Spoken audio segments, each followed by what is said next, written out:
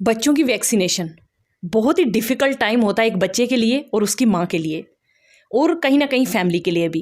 Vaccination time हर एक बच्चे की लाइफ में ना डिफ़िकल्ट होता है और आज उसी के रिलेटेड ना कुछ बातें जो मैं आपके साथ शेयर करना चाहती हूँ, जो मेरे एक्सपीरियंस है मेरी बेटी की वैक्सीनेशन पे मुझे कैसा फील हो रहा है, मैं क्या क्या सावधानियाँ बरत रही हूँ या फिर क्या क्या करना चाहिए, वो सब मैं आज आपके साथ शेयर करने वाली हूँ।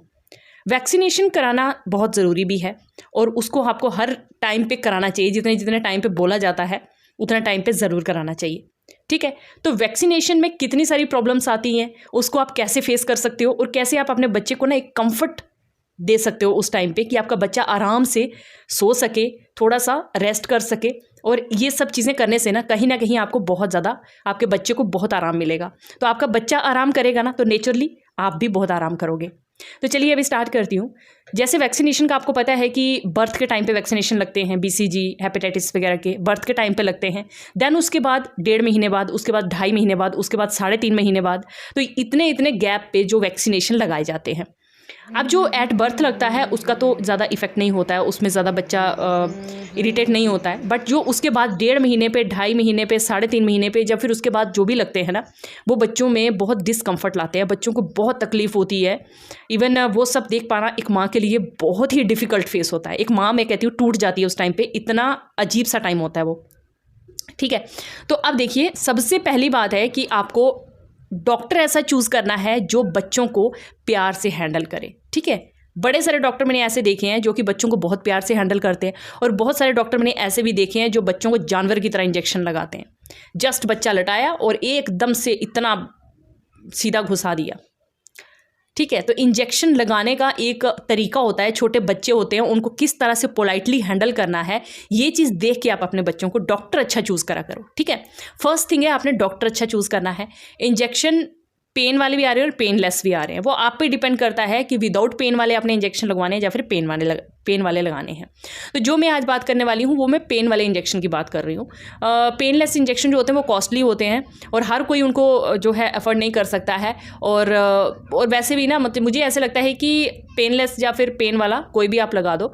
बट मैं आज जिस बारे में बात कर रही हूँ वो है पेन देने वाले इंजेक्शन, जो नॉर्मल जो होते हैं। पेनलेस हैं तो पता नहीं, अभी उसका मेरे को नहीं पता है ना, मैं उसके बारे में कुछ बोलना चाहती हूँ, जबकि जब आपको पता ना हो तो उसके बारे में कुछ बोलना भी नहीं चाहिए। ना मैं वो अपनी बेटी को लगवाती हूँ और ना ही मैं प्रेफर करती हूँ वो लगाना। ठीक है, बाकी अगर आपको अच्छा लगता है तो आप लगवा सकते हैं। देन उसके बाद देखिए, सबसे पहले डॉक्टर अच्छा चूज़ करिए। उसके बाद जब आपकी वैक्सीनेशन हो जाती है बच्चे की, घर आने के बाद आपने बच्चे की टेक केयर कैसे करनी है वो मैं आपको साइड पे पूरा वीडियो भी बता रही हूँ कि बच्चे को आपने बिल्कुल कंफर्ट देना है, इतना प्यार से रखना है ना।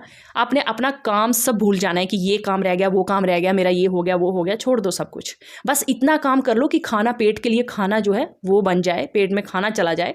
और बाकी हल्का फुल्का कुछ बना लो, जैसे दूध पी लो, दलिया बना लो, या ये सब चीज़ें उस टाइम पे प्रेफर करो। हैवी खाना बनाना उस टाइम पे, दालें चावल ये वो सब्जियां, ये सब थोड़ा सा एक दिन के लिए आप स्किप कर सकते हो, बट अपने बच्चे को फुल टाइम दो। और उस टाइम पे आपने अपने बच्चे को अपनी गोद में रखना है, उसको लोरी सुनाओ, घूम घूम के उसको लोरी सुनाओ, उसको गाना सुनाओ, ताकि बच्चे को ना कंफर्ट फील हो, बच्चा सो जाए। ठीक है, तो इस टाइम पे बच्चे सोते भी हैं और कुछ बच्चे नहीं भी सोते हैं। अगर बच्चा इस टाइम पे सो जाएगा ना तो बच्चे को एक तो दर्द का एहसास थोड़ा कम होगा और बच्चा आराम भी करेगा, उसके शरीर को रेस्ट भी मिलेगा, जो कि उस टाइम पे बहुत ज़्यादा ज़रूरी होता है बच्चे के लिए।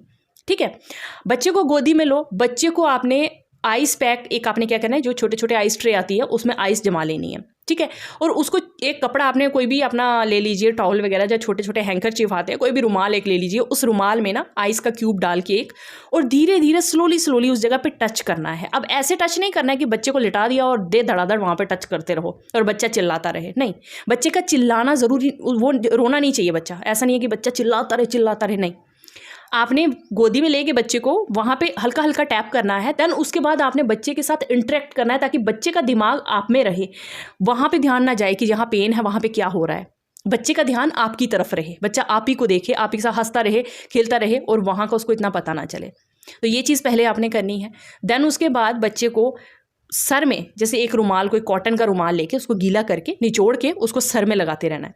कई बच्चों को फीवर नहीं आता है, कई बच्चों को फीवर आता है। तो जब फीवर आता है उस टाइम की मैं ये आपको बता रही हूँ कि वैक्सीनेशन के बाद जिन बच्चों को फीवर आता है उनको आपने कैसे टैकल करना है, ठीक है।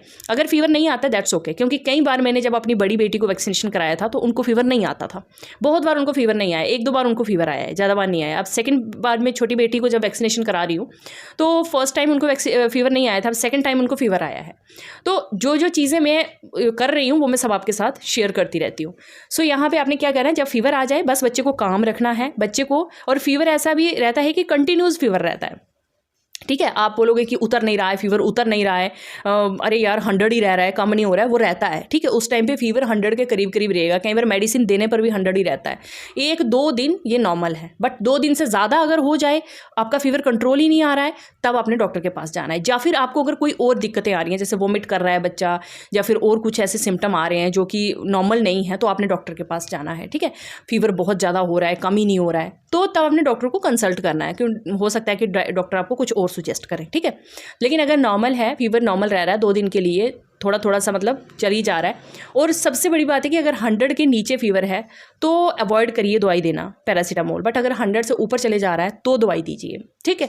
100 से ज़्यादा होने के बाद दवाई दीजिए आप, और दवाई एज के अकॉर्डिंग दी जाती है, ठीक है। तो वो आपने पहले पूरा पढ़ लेना है उसके बारे में कि कितनी कितनी दवाई एज और वेट दोनों के हिसाब से दी जाती है।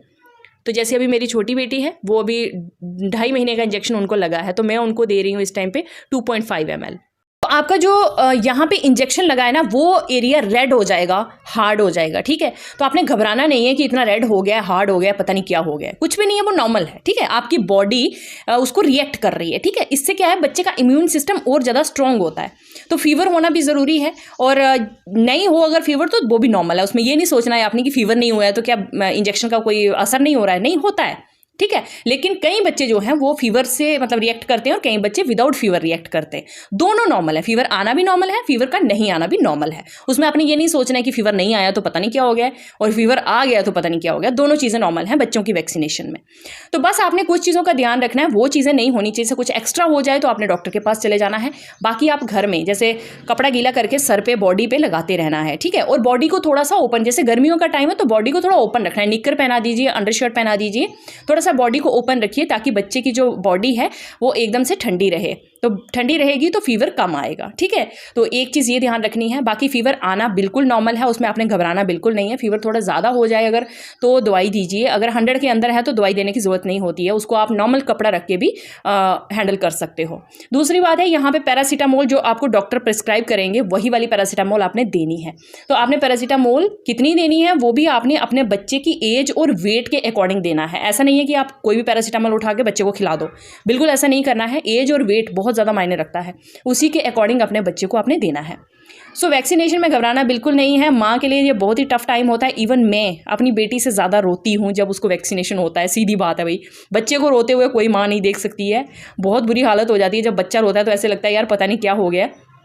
पर क्या है कि 1 दिन की बात है, 2 दिन ज़्यादा से ज़्यादा, उसके बाद सब नॉर्मल हो जाता है। और बी हैप्पी, बी काम। और कोई भी चीज़ अगर ज़्यादा हो रही है तो उस पर ध्यान देना है कि क्यों हो रही है, और अगर बहुत ही ज़्यादा लग रही हो तो आपने डॉक्टर के पास जाना है।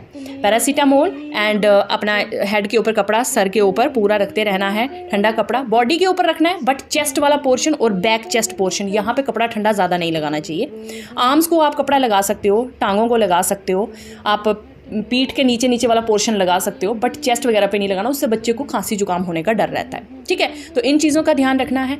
बाकी और आपने पूरा हेड पे अच्छे से करना है, और जिस जगह पे रेड रेड हो गया है पूरा, उस जगह पे आपने हल्का हल्का सा टैप करना है, जो मैं आपको वीडियो में दिखा रही हूँ, हल्का हल्का सा, और बच्चे के साथ इंटरेक्ट करते रहना, ताकि बच्चे का ध्यान आप में रहे, वहाँ ना जाए। क्योंकि जब बच्चे का ध्यान वहाँ जाएगा बच्चा बहुत रोएगा, और वो चीज़ आप बिल्कुल बर्दाश्त नहीं कर पाओगे, ठीक है। और ऐसा भी हो सकता है कि रात भर जागना पड़े, क्योंकि जैसे मेरी बेटी को जब फीवर होता है तो रात भर मैं जागती हूँ, क्योंकि वो बच्चा अगर सो नहीं पाता है ना, बच्चे तो सो जाएंगे बट बच्चे का फीवर चेक करने के लिए बार बार उठना पड़ता है कि बच्चे को कहीं ज़्यादा तो नहीं हो गया फीवर, बार बार चेक करना पड़ता है। ऑल थिंग्स आर नॉर्मल, बस 1 दिन होता है, सेकेंड डे या थर्ड डे आपका बच्चा बिल्कुल नॉर्मल हो जाएगा, एवरीथिंग इज़ नॉर्मल।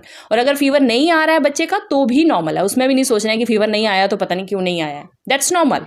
कई बच्चे फीवर के साथ रिएक्ट करते हैं, कई बच्चे विदाउट फीवर रिएक्ट करते हैं।